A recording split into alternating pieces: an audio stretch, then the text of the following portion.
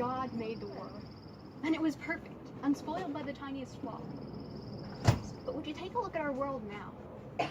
Everywhere we look, there's grief, betrayal, crime, starvation, homelessness, wrecked relationships, ruined families. It's not just on the news. I remember as little girls, my best friend and I had a really special relationship with each other.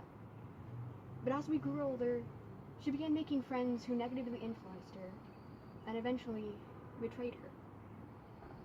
This caused her to be depressed and led to a decision last September to try taking her life. Our world is so broken. Yet in the midst of this darkness, there's hope. A hope that I have inside of myself. And that's the hope of the gospel. It is because of this hope that I would like to share with you today what I have been learning about why it's so important to understand the gospel so that we can share its message with our broken world. I'd like to start with an overview of the gospel, and from there we'll see how it should affect our entire lives, and ultimately how it compels us to share its message with the world.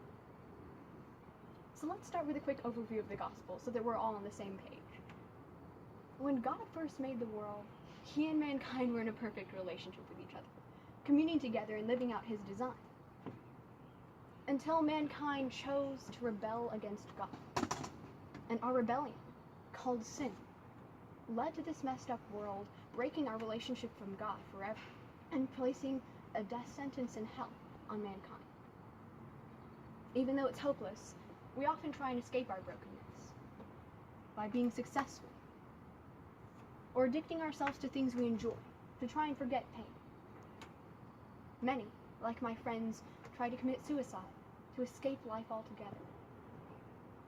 Yet even religion and doing the right things are ways we can deceive ourselves into thinking we're good enough to reach God. The fact is, we are broken, and there's nothing we can do to fix us. But our story doesn't end hopelessly. You see, God loved us so much that he sent his son, Jesus, down to earth. He lived the perfect life that none of us could, so that he could die on a cross, taking upon himself our hurt and our sin and bringing it down to the grave, while extending his righteousness to cover our shame. He then rose from the dead, proving his power over death and offering to renew our relationship with God. But the gospel doesn't stop there. In Mark 16:15, Jesus commands us to go into all the world and preach the gospel to all creation. But it's not that easy. My best friend and I were so close until our interests began to differ. She began making decisions that hurt her. And I watched as she grew depressed. I knew she was hurting, and yet I never once told her about Jesus, afraid that she would call me dumb like she did to other friends.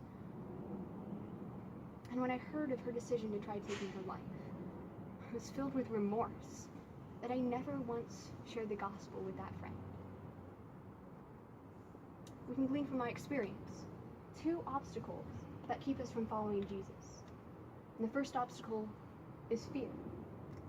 We're often too afraid to even mention Jesus, afraid to say the wrong things or act weird and strange. This fear comes from pride. Pride that doesn't want to be hurt. Have you ever been misunderstood? Do you like to be misunderstood? Well, I don't. And the reason I never told my friend about Jesus was because I was afraid to be misunderstood. I didn't want to lose my friend. And my pride did not want to be humbled. These obstacles demonstrate a point that Richard Savage, missionary to Ecuador, summarized when he said, "The command has been to go, but we have stayed." That statement is so true. We know of missionaries to other countries, pray for them sometimes, read about them in magazines, hear about them on the news. But what are we doing to further the gospel? Well, once we're saved, life seems simple. Jesus died for us, and now we're not stuck in our brokenness anymore. Isn't that how it goes? Well, in the book Gospel-Centered Life by Robert Thune and Will Walker, a gospel diagram is shown that changed the way I see my life. This line represents the time in my life, and here is where I accepted Jesus' offer to save me. Now, that's the turning point, because from now on, everything in my life should be affected by the knowledge of what Jesus has done for me. My perspective of the greatness of Jesus' sacrifice on the cross should grow as I begin to understand more and more how holy God is and how sinful I am.